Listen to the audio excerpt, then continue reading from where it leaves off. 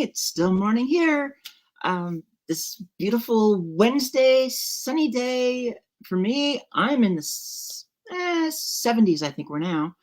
It's going to get up into the 80s for me, but I know there's other places. Sorry, guys, you guys are in the hundreds, and you can keep it. Welcome to this week's From Boxes to Butterflies. I'm excited with the guest.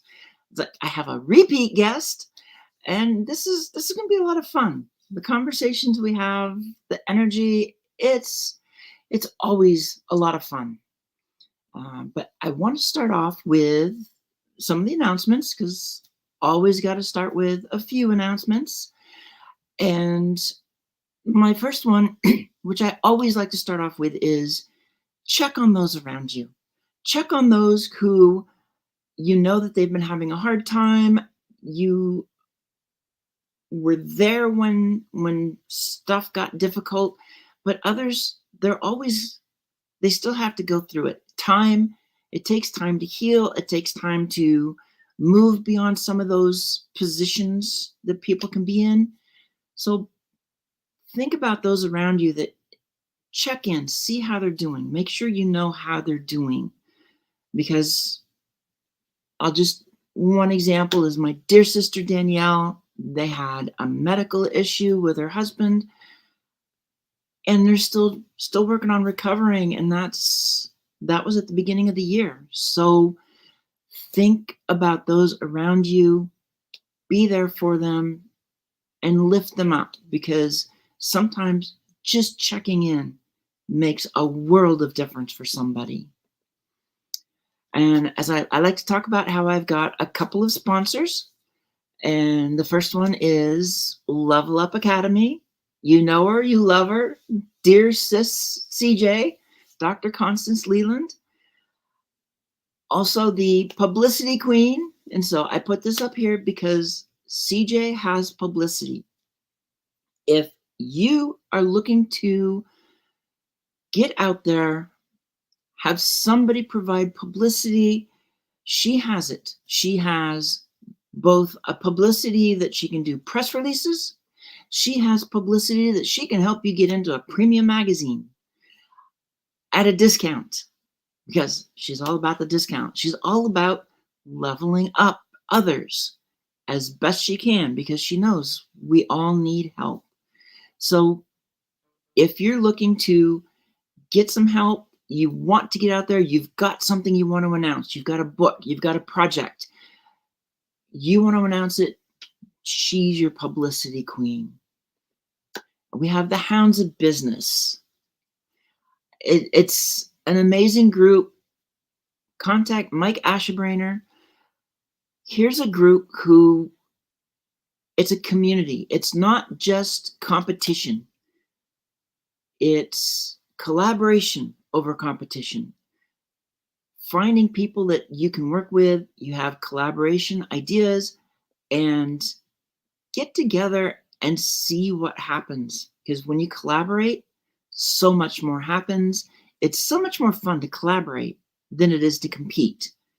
At least for me. That's definitely how I see it. I know so many others are that way. Yeah, I like it. It makes life easier. It keeps the energy low.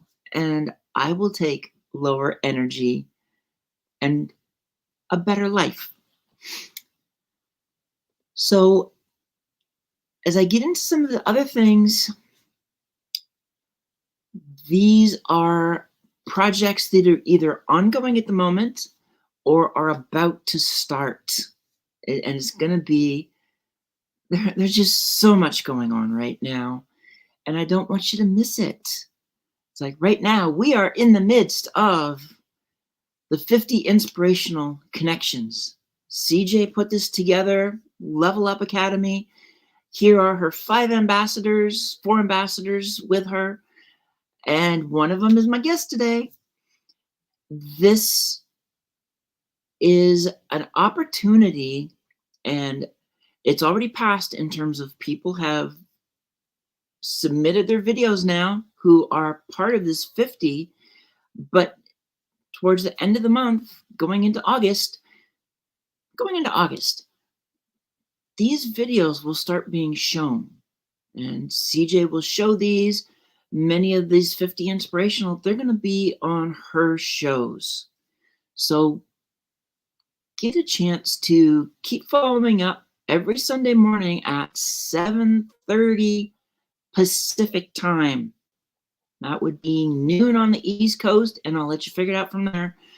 There's an audio room. CJ leads the audio room. The ambassadors are on stage, and the audience comes up, and she's got different topics. The conversations are wonderful. And now the most recent one from last week, I believe it's actually available on Spotify. So she's recorded it. It's out there. Get a feel for what these rooms are like because they have energy. Many of you know I'm an author. So these are some of the books that I've written. The bottom 3 are solo books. That Armor of God series, I talk about the importance of moving beyond boxes. That is a fantasy story that really covers that. The book up in the top right, that's the most recent book that I was in for an anthology. And this anthology, it was a #1 international bestseller. I have amazing stories in there that you're going to see from each of the authors about what it really means to move beyond boxes, that journey. What was the journey like for them? Because I know there's so many out there who you're stuck and you read these stories for many of you will help unstuck, move beyond that point. And our current anthology, the writing starts next month. This is only open for another week. A week from today, next Wednesday, last day to get into Rebel with a Cause. Having that cause, being that rebel of society says you have to do this and you do that. You do what your heart, what your soul is calling you to do, not what others are telling you to do. Scan that QR code. It's a chance to be a part of another amazing Level Up Academy anthology. It's our 3rd one this year. And in September, it will be published. We've also, for many of you who maybe you got trepidation about being in an anthology, writing in an anthology, here's another opportunity to get into it, but slowly.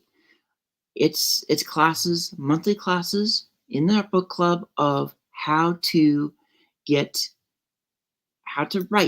how to promote, podcasting, all these different aspects so that it's not focused just on an anthology.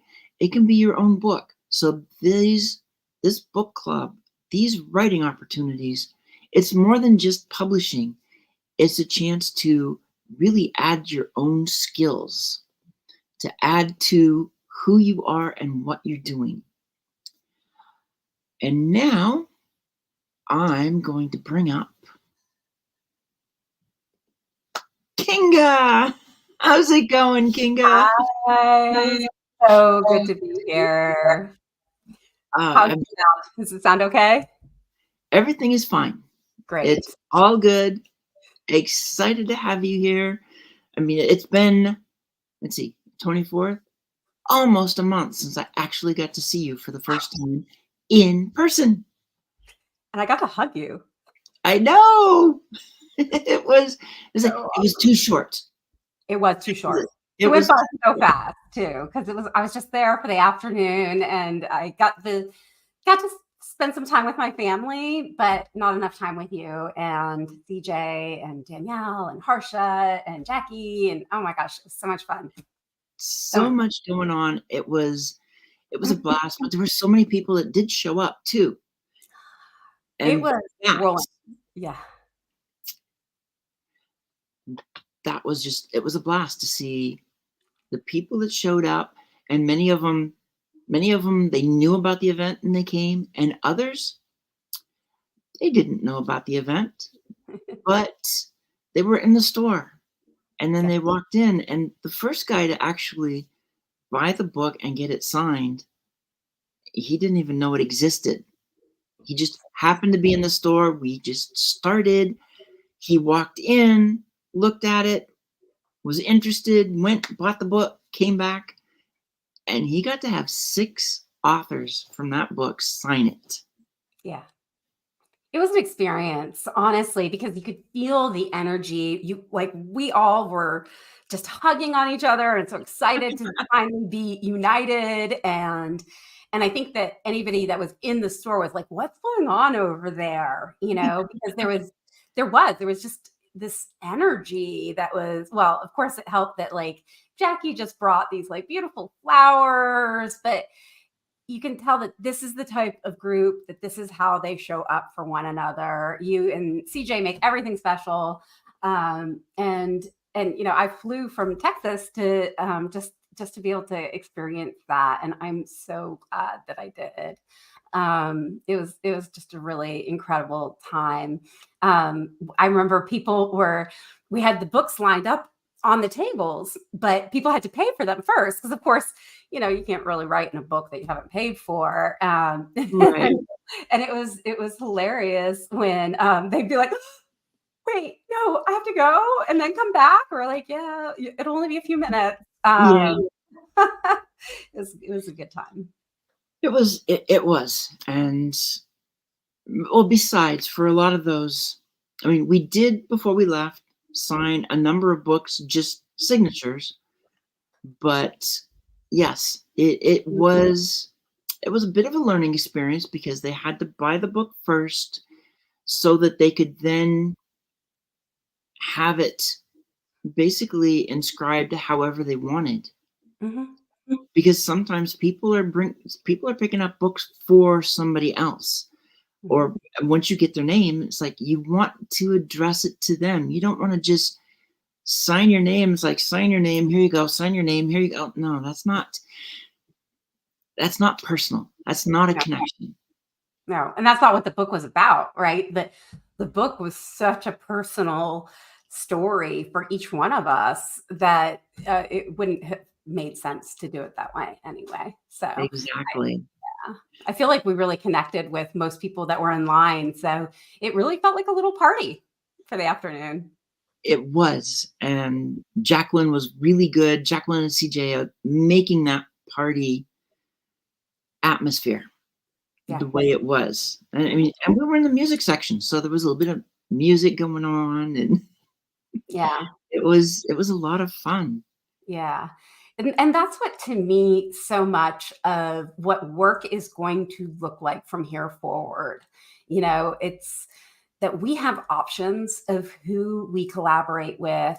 And when you see a group of people that they're having fun, they're being creative, they're hitting their goals, they are making their dreams come true. And you're like, hey, that looks easy. And it was. And that looks affordable, and it was. And that looks like something that, is totally attainable, totally like, and you get to hang out with people that are celebrating one another. Mm-hmm. Why wouldn't we? And I get to be completely myself. Yes, please. Exactly. And then, quite frankly, with this group, with the authors that were there, and everything CJ and I do, the most important thing on that is be your authentic self. I talk about it all the time. That's all you are. That's all I've ever seen from you is you are who you are.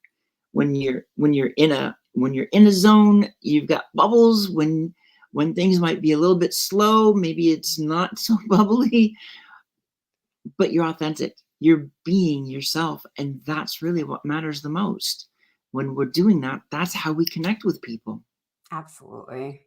Absolutely. I mean, what is it? Wear yourself on your sleeve. And to me, I don't know how else to be because I have no poker face. Don't ever take me gambling unless it's a slot machine where the machine doesn't know better, and I can just express myself in every way. But I'm a very expressive person. And so, like that's just you're going to get what you're going to get. Well, okay. So as you say, wear yourself on your sleeve. I'm thinking, okay, we dressed appropriately for that comment because neither of us have a sleeve. Oh, yeah, that's true. That's true. And I noticed your bandage. So I'm so curious what happened because I did see a video and you really were insightful on that video. But you mentioned that you got hurt. Well, let's just say I like to call it Saturday plans meet bacon grease. So, Yeah. I mean, I figured out how to, and I do it all the time, how to bake bacon in the oven. So I'm not frying it. That means I don't have to deal with the splatters and everything. The downside is, for whatever reason, and I mean, I had already taken the bacon out once, so I have like a little grill for the bacon to sit on. I line my pan because I know it's going to have grease. It's bacon. It's going to have grease. Yeah. And so I have the pan lined. I've got this grill, this like hot pad thing. I just spray it, put the bacon on it, bake it. I flipped it halfway through. So, I mean, I pulled it out, flipped it the halfway mark, put it back in. It goes off. I go in. I'm doing the same thing. I'm pulling it out. I don't even know, because to me, my palm is going to be up normally because I'm got the oven door in the right hand and the pan in the other. But for whatever reason, I got the back. So it's like everything happened on the back, and you don't even notice the heat immediately. You're like, my first thought was, oh crap. As I'm noticing that I have bacon grease. I can feel it, but I'm not feeling it. Yeah. And I was like, oh, it's on the floor. So I put the pan up top. I know the oven's off. And I'm thinking, okay, what am I supposed to do with this now? Because I kind of I put it under the water just to clean off the grease. And then it's like, CJ, and here's what happened. It says, put it under running water for 20 minutes. So I do that. And as I'm watching it, as I'm feeling it, it's like, I better go to urgent care. Oh, man. So the first thing I do when I get home, though, because they had me wrapped in white, it's like, no, I have to be wrapped in pink. Pink. It's got to be pink. Period. Yeah. CJ, I know CJ would do the same thing. It's like, whatever's under it, it's whatever it is. You got the goop. They gave me a prescription, and it's looking better, but I can still see I have to keep gooping it twice a day. Yeah. While it's healing, there's still other things going on, and I see how it dries out over time. So if I keep an eye on it. if I don't keep putting the goop on it, within 30 minutes of taking the bandage off and just letting it be in the open air, I can see it goes from, being nice soft skin to it's starting to crust and all this other stuff. So anyway, beyond that, let's get to you, because it's like we're at the 20-minute mark and we need to know more about you, what you're doing, because you're the star of the show today. Happy to be here. Yeah. So, well, I have a lot of fun things that I'm into, as always. I just feel like it's just been such a whirlwind of a year. And honestly, I would not, and I say it all the time, but I would not be where I'm at without the support of my friends. I love your intro and talking about people getting through what they need to and checking in on them. And Danielle, we're always thinking about you and sending you so much love. It was so great to spend time with her. She and I actually got some time to really connect at the book signing, which was incredible. I really enjoyed that. Like physical, like getting to look someone in the eye, it's just not the same. Right. Yeah. And to kind of feel your energy on a different level. And so, I've shared with people that I was in corporate and that transition for me, although I was excited and I was like, I want to do bigger, I want to make a bigger impact in this world where I saw things that I felt like could be applied in different ways. I wanted to kind of do some experimenting on my own and then understand how can I leverage my experience and the talents that I have and do more with it. And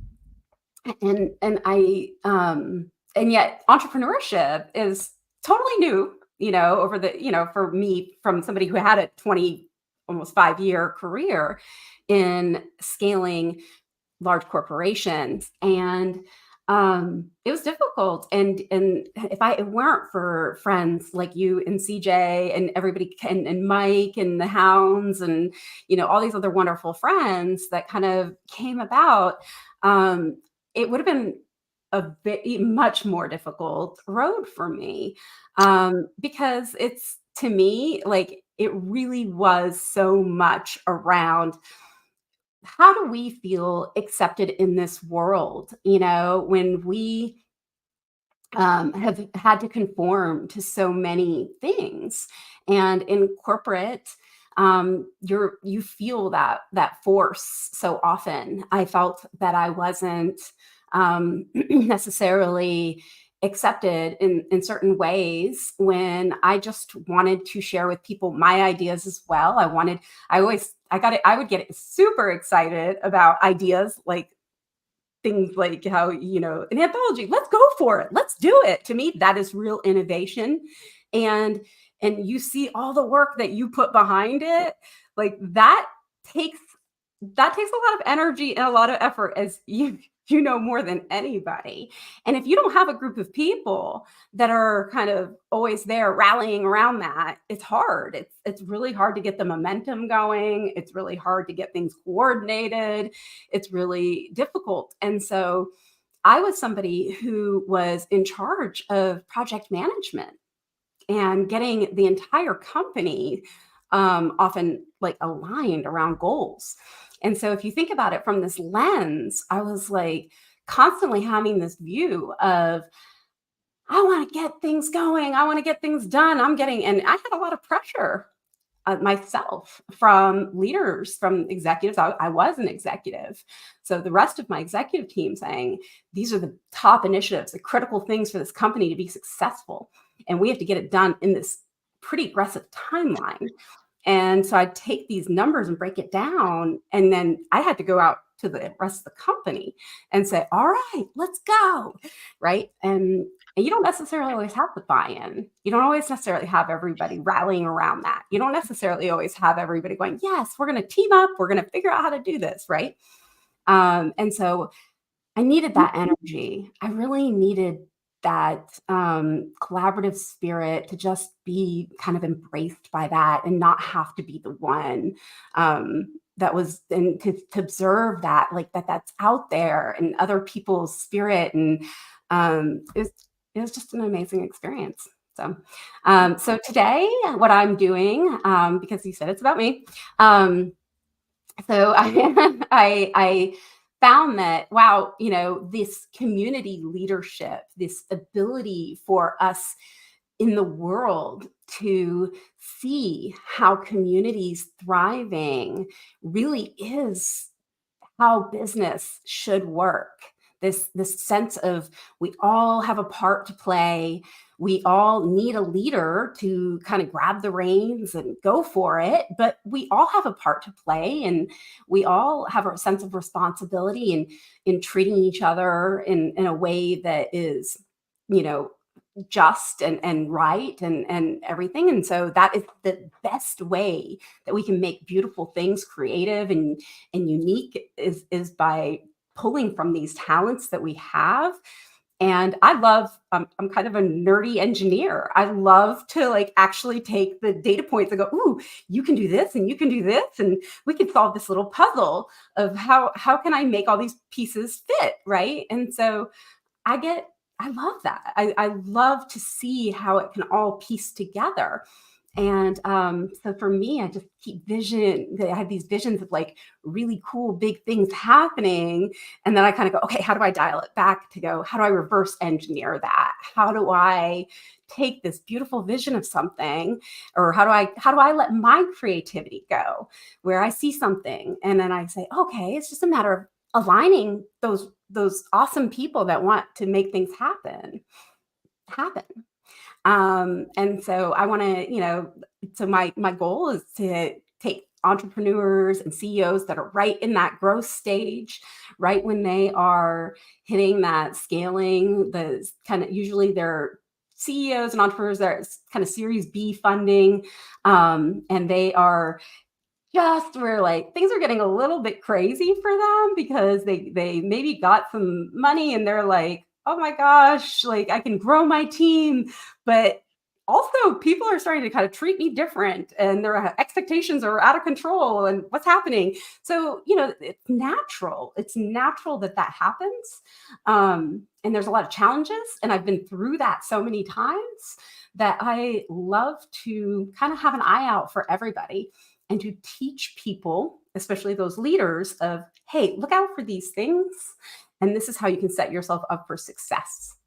So yeah, that's kind of what I'm up to, is to help those leaders be successful so we can create better places to work. Well, I like that too. We need the better places to work. And I can, as you talk about even just the managing side, it's like, I know what that's like to try and get the team going and I was never one that was going to go out there and push everybody. My preference, as opposed to micromanaging and all that, was let them do their job. They know what they're supposed to do. I just have to give that guidance. And then it was basically me between somebody else who felt more like not a micromanager, but they were a little bit more difficult to deal with. Yeah, I as a matter of fact, I would tell my teams up front often, if I can work myself out of my job, then I've done my job. Right. My job was to coach my team so that they didn't need me anymore, right? Like if you are self-sufficient and you are, you understand what, the non-negotiables are, because a lot of companies have some guidelines or whatever, right? Some non-negotiables, and that we have to, whether it's compliancy or whatever, right? So we have some non-negotiables, and as long as everybody's very clear and understands, and otherwise you have free reign because we trust you and we, respect you, and the team is happy and everybody's good, and we have evidence of all of that, and we check in and we take feedback loops and all that healthy type of behavior is happening, then we can really let people have that autonomy and provide different options too if they're not happy. And, so we really become flexible and adaptable. To me, that is a really cool system for people to be able to kind of move about. And to like, I would always tell people, like, I almost don't want to know the details, like, because then it actually implies that your expectation of me is that I'm going to micromanage, or I'm going to tell you what to do. And I would want people to feel like, hey, you don't have to run this past me. You don't have to, because I actually 100% trust you. You know, yeah, I when I had a team, I would tell people like, I don't want to know your vacation, like specifically. You manage that yourself. You know, we're responsible adults. You know, we communicate around certain things, but otherwise, I don't necessarily want people to um, communicate some of that personal information unless they like want to, because as a friend or whatever. But I'm not as a manager. Yeah.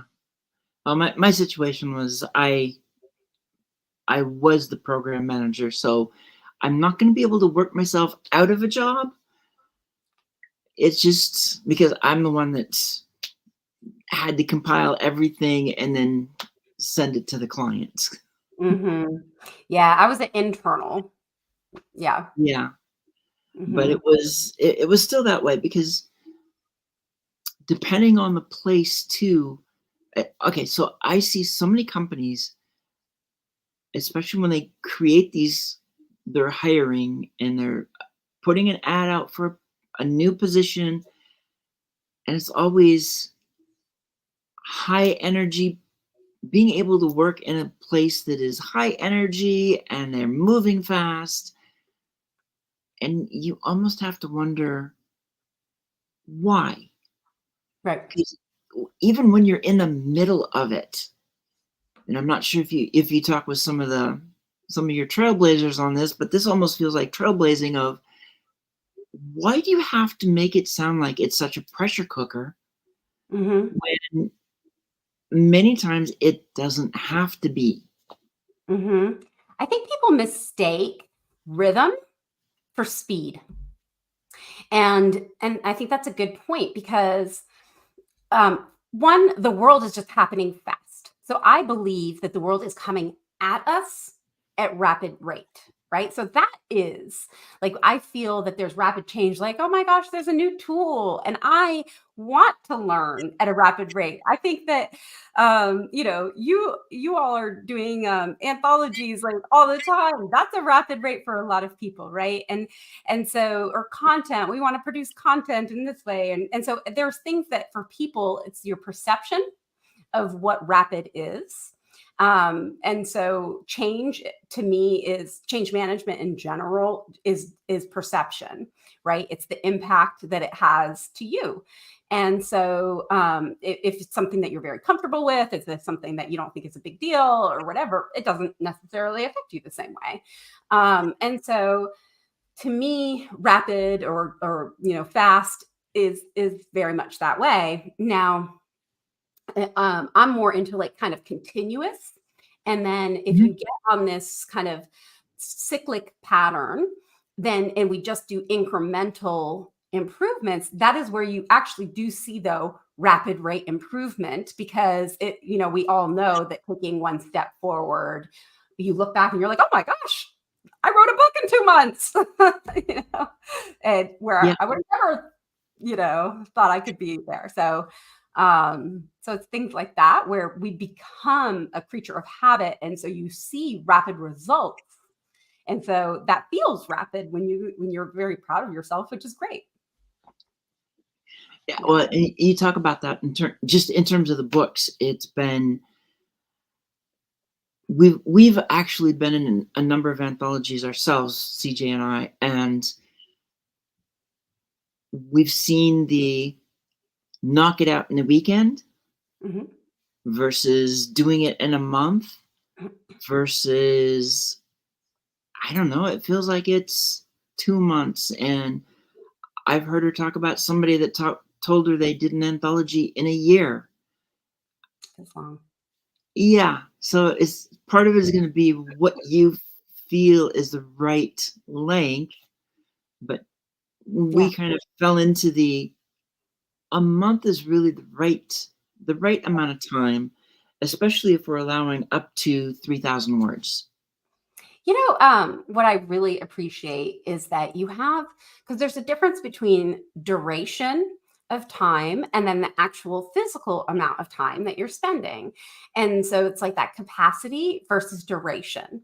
And I think that you did a really good job. The way that you two plan is understanding that difference and making sure that it's kind of spread out evenly, so that it's like, okay, here's this calendar, and during this phase we're going to be heavy in marketing, and we're going to be, and so your expectations are kind of set. And that helps people gauge their own personal capacity. So if I find this thing to be stressful, I know how, okay, during that time, right? And when we think about people making their commitments, that's the mindset that you want someone to be in, so that they don't feel like they got kind of tricked into something, or like, oh gosh, that's not what I expected. This is where we start getting real alignment. Right. And this is, I think, what is so often missing in business leadership, is that oftentimes we talk about these high level strategic goals. And so many managers aren't sure exactly how this is going to translate to something actionable, or they're not sure exactly what it's going to look like. And so they just kind of say to their teams like, hey, team, do this thing. And because they don't know what it looks like or whatever, and their team's like, I don't know how to, like, okay, we'll go huddle over here. And they start having some disagreements or drama or whatever, right? And so nothing tangible really happens. And so there's such a massive missing link there of, nope, there's actually a clear thing that we're going to do, and we're going to map it out. Like, I think that when people hear things like Agile, or they hear things like, okay, we're going to move on a cadence and do continuous things, they think there's a lack of planning. Right. And they assume that, like, okay, you're just going all the time. And that, like, there's no actual, like, very purposeful planning. And that couldn't be anything further from the truth. Well, and in that kind of planning, there needs to be the breaks. You need to provide the slow points. And that's one of the things that kind of scares me when I see some of those, even the job advertisements. Yeah. It makes it sound like once you walk in the door, you're going to be running. Yeah. I mean, they'll allow you to catch up, but they expect you to start at a trot and not a walk. Yeah. Oh, and they make it say, yeah, and you're totally right. It's like, once you start, you're on a train, you're going, you're never going to stop, and you're like, oh, can I? And, yeah, and we do have, because really, when it comes to our anthologies, it is a 3-month process. Yeah. But the writers only are dealing with their work part of it in 1 month. Right. Right. Unless you sign up earlier, sign up now and you can start writing now. Exactly. And you bring up such a good point. And that was something that I would often, I think good leaders do that, right? Is that I remember as a project manager, I would sit there and argue with my teams about building buffer into their plans. And I would be like, oh, no. Like, engineers would come to me and say, okay, we're going to get this done. And I'd go, that's really optimistic. Historically, I have seen, and I've been through this 4,000 times, right? Historically, 99% of the time, this date is missed or whatever in this kind of scenario. And then, no, we can do it. And I'd go, okay, like, we'll make a deal. If by this date, you're going to have to work late to make it happen, because we're committing to clients. There is a point where you have to make a commitment. You just have to draw that line in the sand, right? Just like a book release, we make a deal with Amazon or whatever, right? So that's life. We do have to draw a line in the sand and work if we make a commitment. And so I would say I want people to own their own commitments. I never wanted someone to make a commitment on behalf of me. So I certainly wouldn't do that to other people. And so I'd say, okay, you decide what you want to do. You build that commitment. I'll back you up. And at a certain point, you have to own that commitment. Like, I'm going to do my due diligence to warn you about everything. And I was the one that was always like, please take some buffer. Please add some buffer. Like, historically, here, I'll provide you all of the evidence to show you why you should add some buffer right now.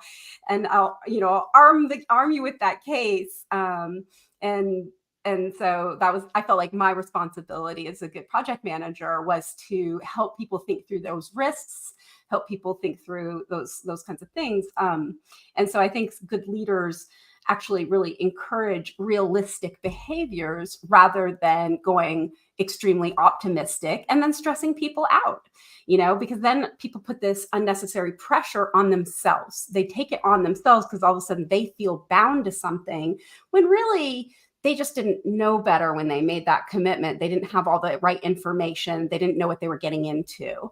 And that's when they feel a little tricked, they're like, wait a second, and so they get resentful over time. Well, yeah. And I'm kind of listening to that, thinking about roles that I've seen, whether it's what I had or in other places. And it's just the different managers in those different styles, because there's so many of them out there. Mm-hmm. And how many of them first, some of them, they can only deal with their own team. And so we've got these different levels too. I feel like the ones who have their own team, sometimes it's a little bit easier to work with them than the ones who have to do cross-functional. Because with the cross-functional, it's not just your team. You have pieces, whether, so like for what I had, I was a program manager for an energy efficiency program for Pacific Core. So it's like, I'm a third party Pacific Core program. I've got 5 states that I'm dealing with. I have a core team of maybe 5 people. Mm-hmm. That's what so if that's all I had to deal with, that's one thing, but that's not, because Mm-hmm. there's a call center. A portion of the call center belongs to me, but they belong to the manager for the program, for the call center. Another group is contractors. So there's all these different groups, and then you've got one person in accounting who is partly your programs, and Right. you've got maybe 1 or 2 marketers that are full-time, and others in the marketing that you get a piece of. And so working with all these people and trying to keep them on the same page, when everybody knows, they just say, yes, I know this program is a major program. It was like the biggest program in the company, but it's lip service in many ways. And so trying to get things done, it was its own rat race in so many Mhm. ways. Is it like people, when they feel like they're split in multiple directions, like they have multiple bosses almost, and so who am I supposed to prioritize between my multiple bosses? Like that's kind of how they might have, is that like kind of the situation? And so as program manager, you're like, well, that person all of a sudden isn't fully vested anymore because they have competing priorities themselves. There's going to be that, because even for the ones who belong to your program, they belong to your program, but they belong to somebody else. Mhm. You're not the one that's going to do the evaluation on them, like the marketing people. The 2 Mhm. gals who were doing marketing for the program, I'm not the one that was evaluating them. They had somebody else that they worked for. It's like they worked for me, but they also had to deal with Right. anything that came up in marketing that they were needed to help something else. Yeah. Yeah. So the way that I tried to work through that, because that was pretty much all I dealt with. Honestly, that was kind of the world that I existed in. And the way that I tried to handle that was that I would say, okay, if we have initiative. And this is where I think it's so critical. And this is why, to me, it's important that I work directly with the C-suite, because and when we talk about, hey, we need C-suite buy-in, it is that in itself is not something that I'm saying just because I want to go to the top and deal with it. It genuinely is. We have to understand what the priorities are. We have to start making some hard decisions. And that's where I start. That is your starting point. Mm-hmm. And so, we sit there in front of company meetings all the time going, this is the number one thing. This is the number two thing. Okay, let's take that and run with it.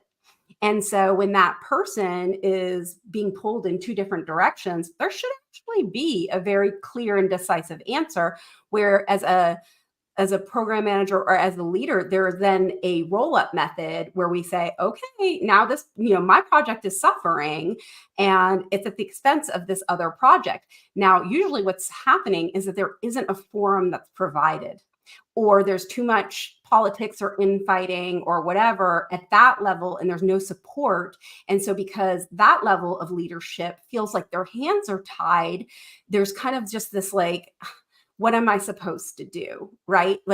And that's because the real C-suite isn't necessarily providing that. And so it just ends up trickling down. Right.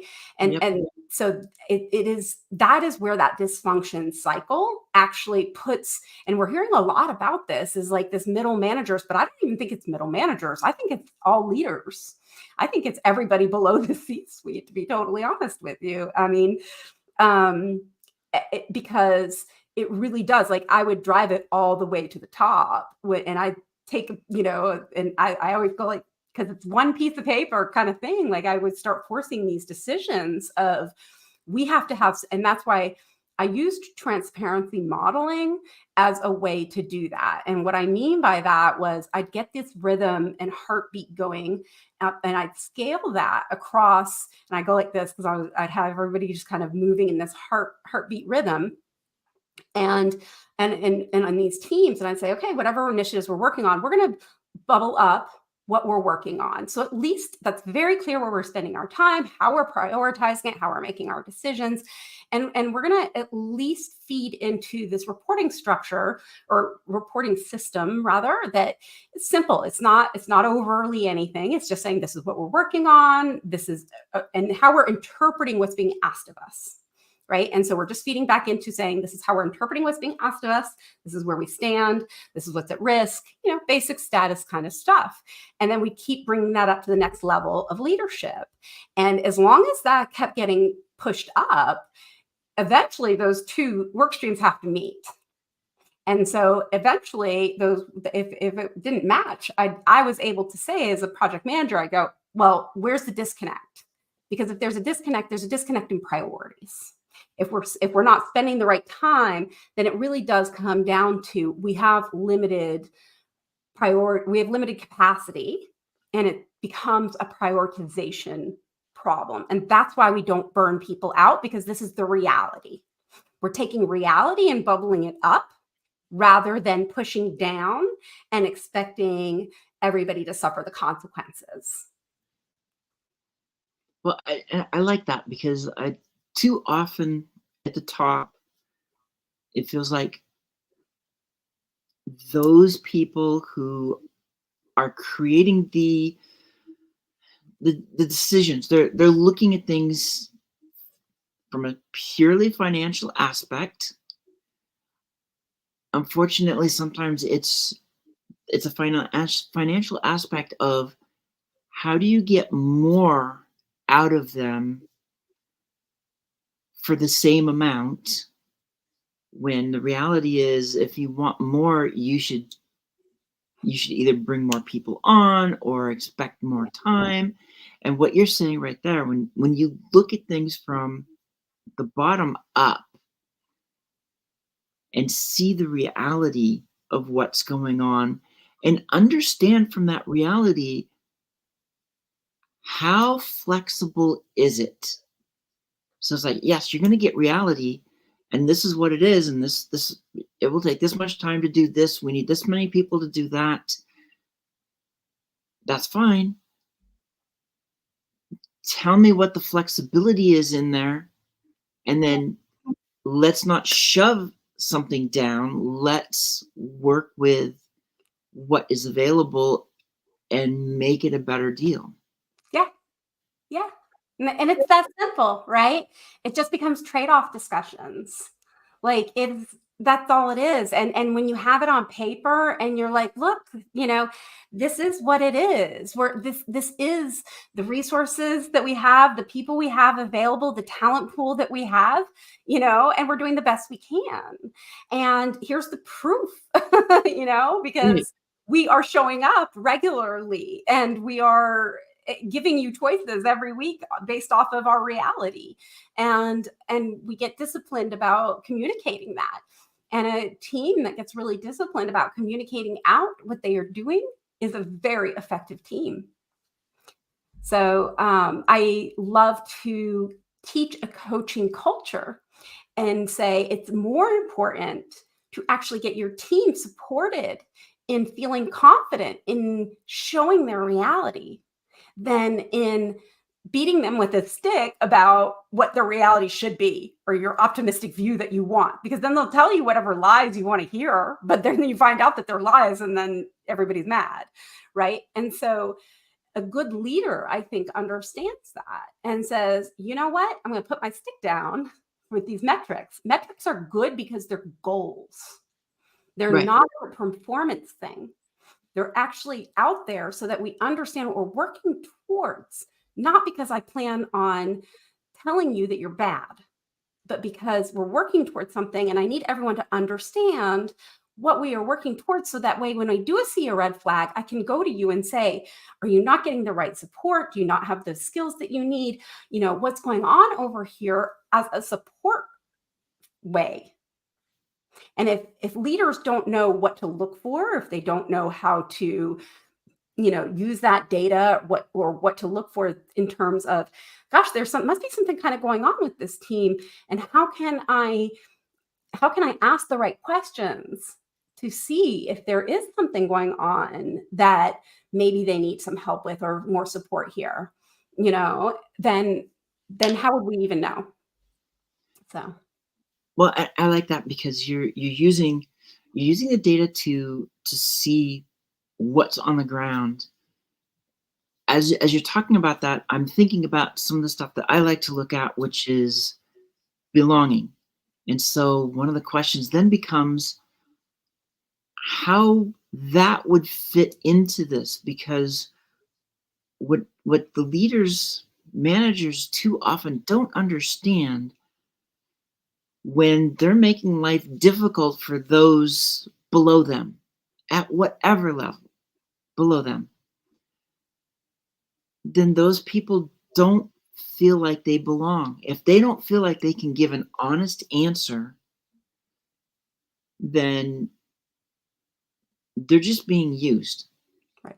They have no specific value. It's hard to see yourself having a value. So this is actually creating a different definition for belonging. Because normally when I talk belonging, it's being able to walk into a workplace as your authentic self. Mm-hmm. That's a piece of that. That's, to me, the most important piece. But this one, you feel like you belong because people are listening to you. You might still be covering. So, I mean, it might not be the same as really feeling like you belong. You're still covering aspects. But if people are at least listening to you, and they're listening and taking into account what you say, that you feel like you're being heard and seen, Mm-hmm. it's another way of, it's like I'm sitting here right now creating different aspects of belonging that I didn't expect to be creating. Yeah. Yeah, that's a huge part of learning culture, right? So, hey, Billy J. one of the big parts of an agile cycle is reflection and group reflection. And I don't see that happening a lot, even enough within business, but certainly I'm not seeing it happen a whole lot outside of business either, where groups say, okay, we just went through something and let's talk about that experience. Let's talk about, and I see CJ does it a lot with on her shows, like, how was that for you? Let's talk about that. So that way we get that feedback loop, right? Of, is there something we can do to change? Is there something we can do to make it a little bit better, so that we can test something and go, hey, let's tweak this. That's how we do that 1% better. If we are, every cycle, and over time, all of a sudden you won't believe the change that you see, right? And it doesn't feel so drastic. And so I think that, whether it's an onboarding experience when you're doing something, or, just even if you think about any major milestone that you hit as an opportunity, any product launch, any kind of group activity that you do, even after like the first live show with somebody, right? It's like, well, how was that for you? We always stick around for a few minutes after and kind of debrief, right? But a lot of people don't do that.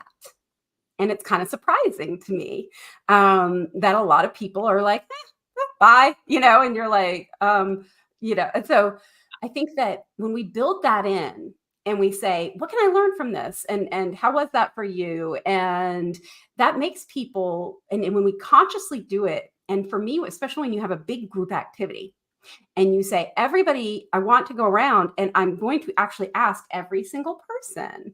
And so for me, especially when we had team projects, it was the same thing when I'd say, we're not going to make a commitment to something. We're not going to pick a date that we're going to launch something unless everybody gets a vote. Because I certainly don't want someone making commitments. Same thing for me. What if I'm like, no, I'm going to be on vacation for a week and a half and my part is critical. I'm not doing that. I'm not going to skip my vacation, something like that. Like, you want it to be a group discussion. Everybody deserves to feel like, or hey, I actually have a way to speed things up, and you want to be appreciated for that. Or I have a better way. I want to have an opportunity to say that.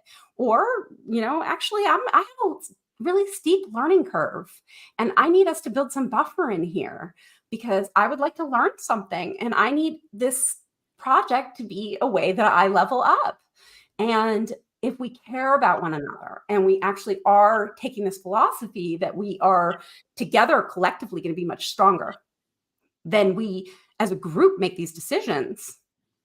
And watch out, world, like that group collectively is going to be like, because they're going to decide together, wait, this feels really great. Like we get to really kick butt and like do awesome things. They get the cool projects. Mm-hmm. And it is fun to see the different things and just the way these teams work, and in different aspects too. Because there's a day-to-day, and it depends on what the company is, what they're doing. Where I was, RFPs were a part of life as well. Mm. So sometimes it's like, okay, now we're doing this RFP. Usually it was to renew the contract, but the client wouldn't just say, okay, we're doing you. It's like they still have to do the RFP. They still have to go through the process, which means you still have to do your job while at the same time working with everybody to figure out what data you needed, what information you needed to make sure that you renewed the contract in the RFP process. Mm-hmm. Yeah, I can see how it, some of that fits for some situations and some might not. Yeah. And of course, it's like time flies. Yeah. Because the hour is almost up. I know. It's like, how did that happen? I don't know. It always happens with you when I'm around you. Always.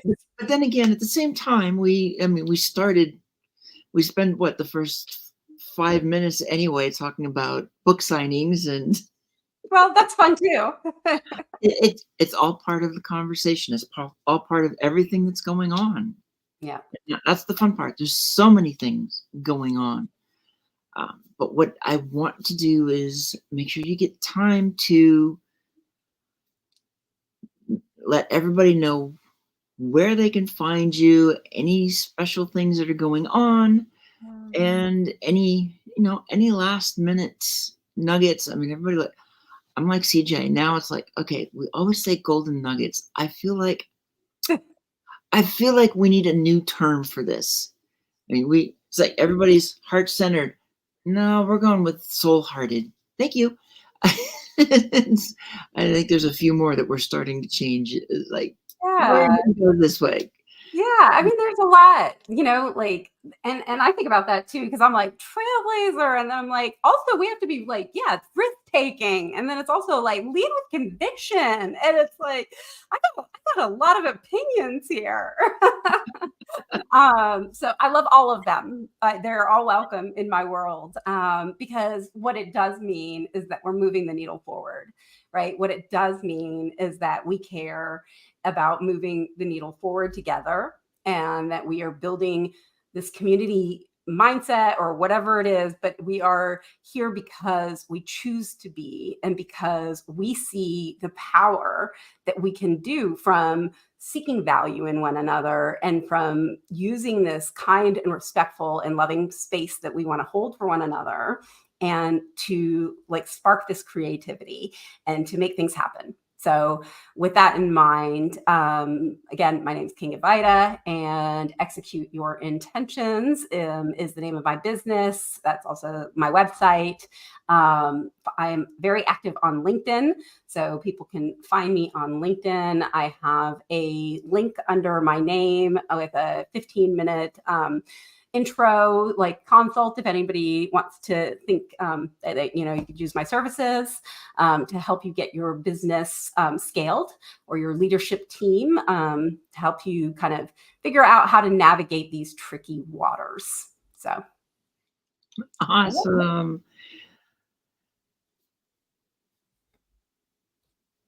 Okay, my ADHD says you've got to write the note before you go to the next thing.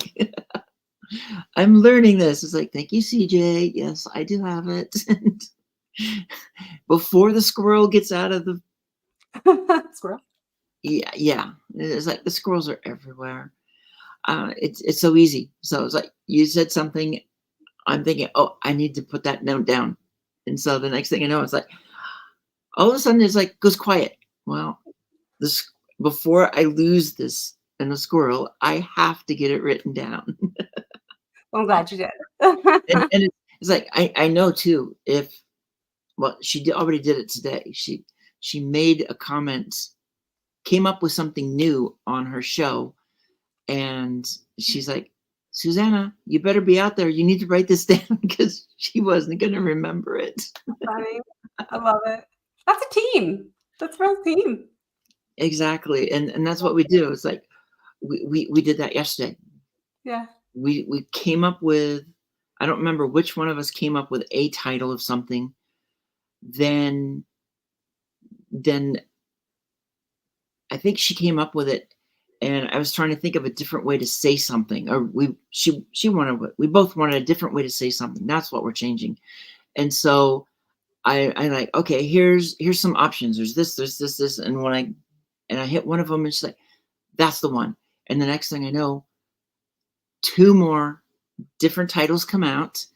And then on top of that, it's like, well, these are good, but let's combine the best part of each. And by the way, are you writing this down? It's like, yes, dude, I'm writing this down.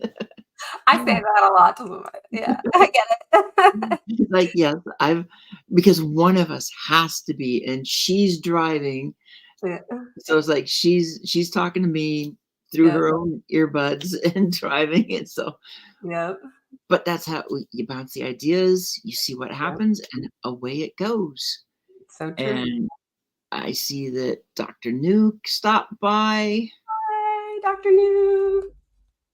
And lots of people.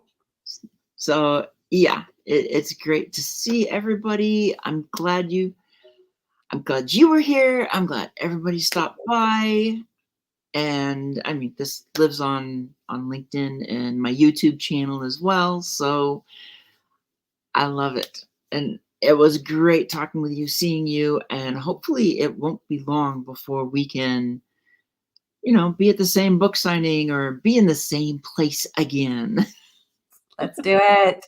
I love it. All right. Thanks everybody for being here, and everybody. See you next week. Bye. Bye.